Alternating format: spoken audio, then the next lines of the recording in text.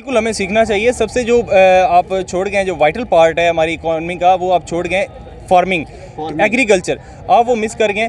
India के अंदर जितनी फार्मिंग है वो सारी उनके वन लैपटॉप के अंदर सेव होती है। उनके फार्मर ने कितना गन्ना लगाया, कितनी उन्होंने गंदम काश्त की है, उनके पास ईच एंड इक्वल फिगर उनके पास मौजूद होते हैं। वो वहाँ से देखते हैं कि हमारे पास कितनी चीज़ें मौजूद हैं। लेकिन इसके बरक्स अगर देखा जाए पाकिस्तान के अंदर तो कोई सिस्टम नहीं है, किसी को नहीं पता हमारे पास इस वक्त गंदम काश्त कितनी हुई है, कितनी हमें मार्केट में आएगी। इंडिया वाले मोदी से खुश है क्योंकि मोदी ने देखे उनकी इकॉनमी को कहाँ से उठा के कहाँ पे ला दिया। पांचवी बड़ी इकॉनमी बन गई है। और नहीं, इस पे मैं आपको एक और बात बताता हूँ कि हाल ही में मैंने खबर पड़ी कि वो 32,000 हज लोगों को लेकर जा रहे हैं अपने बहरी जहाज़ पे, जो कि बहुत सस्ते के दाम पर है। और हमारे यहाँ हज पर और ज़्यादा टैक्स दिए जाते हैं। हम अक्सर कहते होते कि यार तू बंदा ही टके का बंदा नहीं है, लेकिन वो अब टका हमसे कहीं ज़्यादा ऊपर जा कहीं ऊपर जा, बिल्कुल वो हमारे रुपए से काफ़ी ज़्यादा कदर हासिल कर चुका है। अगर देखिएगा कि आपको बैड कमेंट्स भी मिलेंगे, लो ये बंदा तो खड़े होके मोदी की बात कर रहा है, वो गैर मजहबी है। सर इंसानियत को देखें। अगर उस लिहाज से मैं कंपैरिजन करूं नवाज शरीफ का, शहबाज शरीफ का और मोदी का, मोदी बेस्ट है। मोदी। अस्सलाम वालेकुम। वालेकुम सलाम। जी वालेकुम सलाम। सर कैसे हैं आप? अल्लाह का शुक्र, आप सुनाएं। अल्हम्दुलिल्लाह। जी अल्लाह पाक का बड़ा शुक्र है, आप सुनाएं। सर कहाँ से तशरीफ़ लाएँ? लाहौर से। लाहौर से। जी बेसिकली उकाड़ा से। क्या करते हैं आप? एडवोकेट। एडवोकेट। जी आल्सो एडवोकेट। ज़रा बात करते हैं हम अपने नेबर कंट्री इंडिया की या बांग्लादेश की। सर उनकी इकोनॉमी हमसे बेहतर है, क्या कहेंगे इस पे? जी देखें, पाकिस्तान के अंदर अगर हिस्टोरिकल पर्सपेक्टिव देखा जाए तो सबसे पहले महंगाई का नारा जो है वो भुट्टो दौर में लगाया गया। और मैं समझता हूँ कोई ऐसा दौर नहीं है जिस दौर में हमारे पाकिस्तान के अंदर महंगाई का नारा जो है वो ना लगाया गया हो और महंगाई के ऊपर पॉलिटिक्स ना हुई हुई हो। और अगर देखा जाए कि इंडिया के अंदर भी महंगाई है, लेकिन उसने उसको ओवरकम किया, उसके ऊपर कंट्रोल किया। पाकिस्तान के अंदर जो मेन प्रॉब्लम ये कि हम आज तक अपनी महंगाई को दूर करने के लिए को अपने रिसोर्सेज वो जनरेट ही नहीं कर सके। हमारे मोटरवेज़ जो हैं वो हमारे पॉलिटिशियन हजरात ने, हमारे नवाज शरीफ साहब ने जो खुद बाहर बैठे हुए हैं लंदन में वो ऐश कर रहे हैं, उनकी बेटी यहाँ पे आके स्टेज पे आके 2-3 धुआंधार बातें करके वो चली जाती है। लेकिन उसको ये नहीं पता, गरीब को ये नहीं चाहिए कि मुझे मोटरवेज़ हैं हमारे पास, उनके वो गरीब को रोटी चाहिए, उनको रोटी नहीं मिल रही। देखिए मैं आज उकाड़ा से इधर आया हूँ और आज यहाँ पे मुझे रोटी जो है वो 20 रुपए में मिली है, ठीक है। अब देखिए इकोनॉमिकल जो आपकी फर्स्ट नीड है, आपके लोगों को जब रोटी ही नहीं मिल रही तो फिर क्या आपका स्कोप रह गया, क्या आपकी का फुकदान है। अगर बात करें नेबर कंट्री में तो वो लोग इस टाइम जो है हमें कह रहे हैं कि जी आप हमसे वेट ले लें। और उसके अलावा अगर इकोनॉमिकली तौर पे देखा जाए तो इंडिया इस टाइम दुनिया की 5वीं बड़ी ताकत बन गया हुआ है इकोनॉमिकली तौर पे, और जो कि अभी तीसरी पोजीशन के लिए वो जा रहा है। उनके मिनिस्टर ने कहा है अगले हम 5 साल में दुनिया की तीसरी बड़ी ताकत भी बन जाएंगे। सीखना चाहिए हमें। जी बिल्कुल हमें सीखना चाहिए। सबसे जो आप छोड़ गए जो वाइटल पार्ट है हमारी इकोनॉमी का, वो आप छोड़ गए फार्मिंग, एग्रीकल्चर, आप वो मिस कर गए। इंडिया के अंदर जितनी फार्मिंग है वो सारी उनके वन लैपटॉप के अंदर सेव होती है। उनके फार्मर ने कितना गन्ना लगाया, कितनी उन्होंने गंदम काश्त की है, उनके पास ईच एंड इक्वल फिगर उनके पास मौजूद होते हैं। वो वहाँ से देखते हैं कि हमारे पास कितनी चीज़ें मौजूद हैं। लेकिन इसके बरक्स अगर देखा जाए पाकिस्तान के अंदर तो कोई सिस्टम नहीं है, किसी को नहीं पता हमारे पास इस वक्त गंदम काश्त कितनी हुई है, कितनी हमें मार्केट में आएगी, कितना फार्मों को हम पे करेंगे, वो ब्लैक चली जाती है। और अल्टीमेटली सब्सिक्वेंटली आप देख रहे हैं कि आटे का फुकदान आ चुका हुआ है पाकिस्तान के अंदर। आटा गरीबों को नहीं मिल रहा। जो ये सो कॉल्ड ट्रक्स जाते हैं वो भी इनके अपने बंदे वहाँ से खरीदते हैं और उसको ब्लैक करते हैं। अस्सलाम वालेकुम। जी वालेकुम अस्सलाम। जी वालेकुम अस्सलाम। सर कैसे हैं आप? जी अल्हम्दुलिल्लाह, शुक्र। अल्हम्दुलिल्लाह। सर क्या करते हैं आप? मैं advocate. Advocate sir. Advocate. Modi से खुश हैं। वो इंडिया वाले मोदी से खुश है क्योंकि मोदी ने देखे उनकी इकॉनमी को कहाँ से उठा के कहाँ पे ला दिया। पांचवी बड़ी इकॉनमी बन गई है और वो तीसरी की कोशिश कर रहे हैं। तीसरी की कोशिश नहीं कर रहे। आप देखिएगा कि वो कुछ माह में वो तीसरी पोजीशन पे होंगे। सर तो अगर आपको कभी मौका मिले शहबाज शरीफ और नरेंद्र मोदी को कंपैरिजन के हवाले से किसका टेन्योर ज़्यादा बेस्ट देखते हैं और या किसकी हुकूमत ज़्यादा अच्छी देखते हैं? सर देखिए कि अगर तो इंसानियत के लिहाज से देखें, मज़हब ज़ात पात दीन धर्म छोड़ के, तो देखें ना सर वो इंसानियत का सोचते हैं मोदी।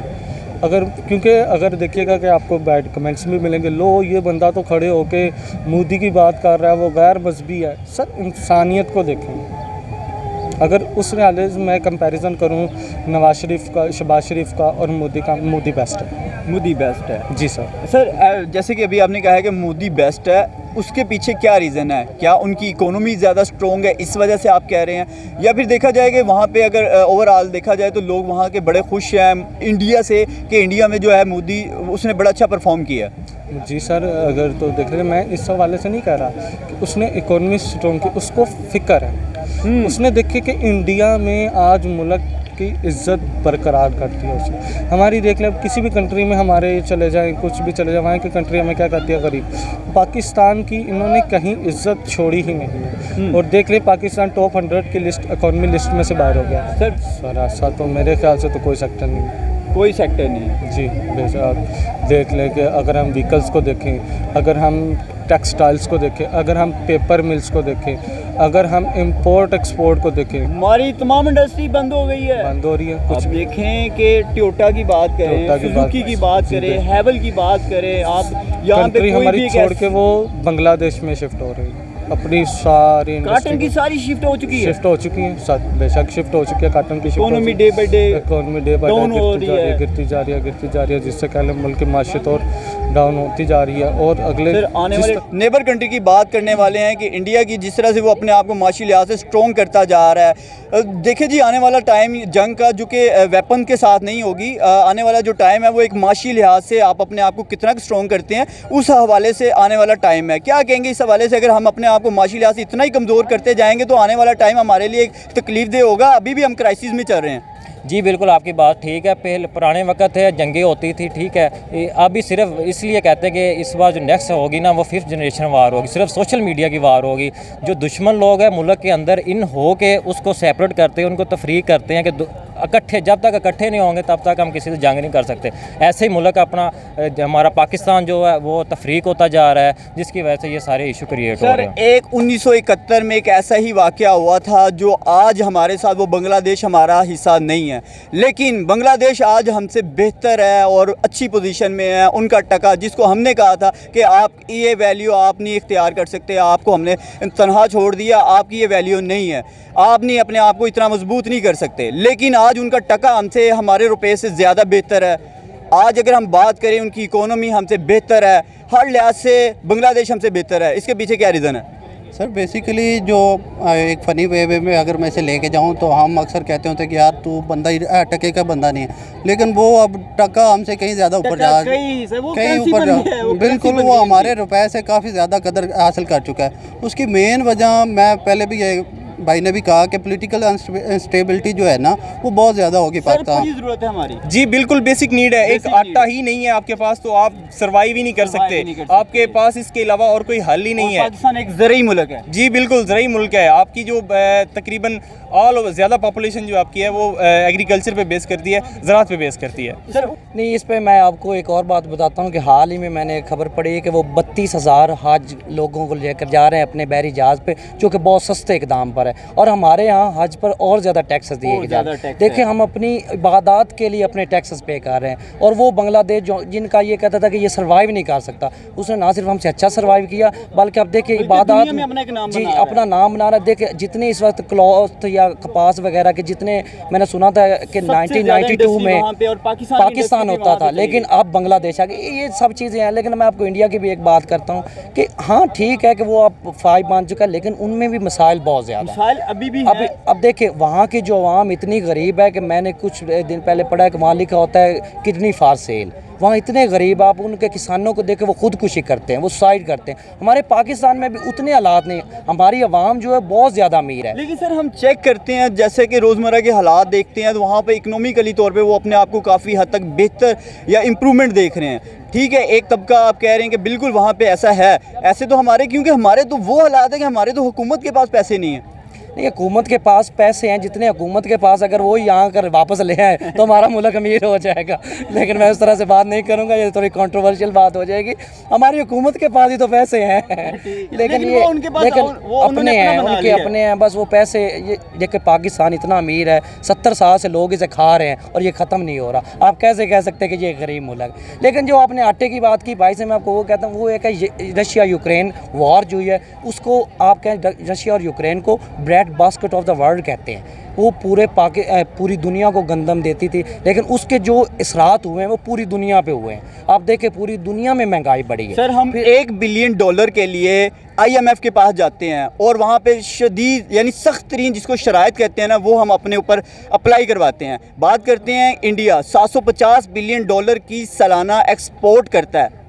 देखिए आप इंडिया का, लेकिन देखो आप अगर IMF की आप बात की तो IMF एक ऐसा इदारा है, वो आपको प्लान्स देता है, आपको ना सिर्फ कर्जा देता है, प्लान्स देता है कि आपने इस पर रिवाइवल अपना कैसे करना है। लेकिन $1 बिलियन के लिए उनके पास जा रहे हैं, मैं वही बात एक्सपोर्ट पे तवज्जो दें। मैं वही बात करता हूँ, हम एक्सपोर्ट पे ज़्यादा करें और इम्पोर्ट्स को कम करें। ये हम वो चीज़ें ना लें, अगर हमारी ज़रूरत है भी तो कुछ हम थोड़ी ले लें, लेकिन एक्सपोर्ट पे ज़्यादा तवज्जो। जितनी हम इम्पोर्ट्स करते हैं उन पे बहुत ज़्यादा खर्चा है। हमारा वक्त अब ये हो गया कि हम कर्जा लेते हैं और वो सिर्फ अपनी सूद उतारते हैं, उससे ये हालत आ गई है। और इस हालात अगर मज़ीद बेहतरीन हो गए, अगर हमने अपनी पॉलिटिकल को ना सही किया, अपने प्लान्स को, अपनी पुलिस को ठीक नहीं किया, तो हम पर एक ऐसा वक्त आएगा कि हम श्रीलंका की तरह ख़त्म हो जाएंगे। और 75 सालों में अभी तक हमारे मुल्क में स्टेबिलिटी नहीं आई, क्या वजह? सर यहाँ पे और इदारों की इन्वॉल्वमेंट है। बाकी जितने भी है ना, अब अगर इंडिया को या बांग्लादेश को देख लें, वहाँ पे गवर्नमेंट जो है वो खुद मुख्तियार है, उनके फैसले में कोई वहाँ पे पार्लियामेंट में ना तो जुडिशरी इन्वॉल्व होती है, ना ही बाकी हमारी इस्टेब्लिशमेंट है, जैसे हमारी इस्टेब्लिशमेंट है हम इन्वॉल्व है, वहाँ पे इस्टेब्लिशमेंट भी इन्वॉल्व नहीं होती। लेकिन पाकिस्तान का जो दारोमदार वो बिल्कुल ही मुख्तलिफ हो गया। यहाँ पे अभी जैसे कि भाई बात कर रहे थे कि वहाँ पे जमान पार्क में जो हालात हैं वो क्रिटिकल है, बहुत ज़्यादा। मैं अभी खुद देख के आया हूँ, वहाँ पे पब्लिक आवाम वही गवर्नमेंट के एम्प्लॉयज़ जो हमारे टैक्स पे पाल रहे हैं, वही हम पे शेल फेंक रहे हैं, वो हम पे शेल फेंक रहे हैं, जो हम मतलब उन्हें अर्न करके हम गवर्नमेंट को दे रहे हैं, और हम पे सारा कुछ जुल्म हो रहा है वहाँ पे। आप तरफ हमारी इकोनॉमी, एक तरफ इंडिया की इकोनॉमी, जिस तरह के हालात चल रहे हैं, क्या लगता है आपको कभी संभलेगा? सर ऐसे तो कभी नहीं संभल सकता। जो हालात चल रहे हैं यहाँ पे, एक स्टेबल गवर्नमेंट है जो मामलात को मुकम्मल तौर पर संभाले। और लास्ट में मैं तो यही कहूँगा कि जो मामलात जा रहे हैं, अवाम अपने लिए स्टैंड ले, अपने लिए वो नुमाइंदा चुने जो उनके हक़ में बेहतर है, ना कि बिल्कुल वही शख्सियती वोट, वही पार्टीबाजी, इनसे निकलना चाहिए। यूथ को इसमें हिस्सा लेना चाहिए और मामलात को सुधारने की कोशिश करनी चाहिए। अच्छा सर, मुझे ये बताएं, जो जमान पार्क में बाहर अवाम है, क्या वो इंडियन है?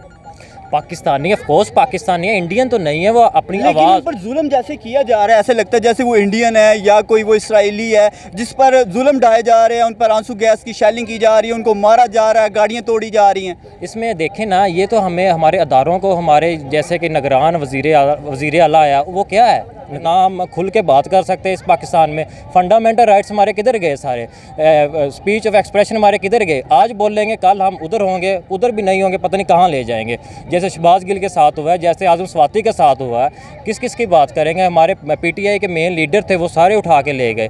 बस इसीलिए कहते हैं कि फंडामेंटल जब तक राइट इन्फोर्स नहीं पाकिस्तान में होंगे, तब तक ये पाकिस्तान तरक्की नहीं कर सकता।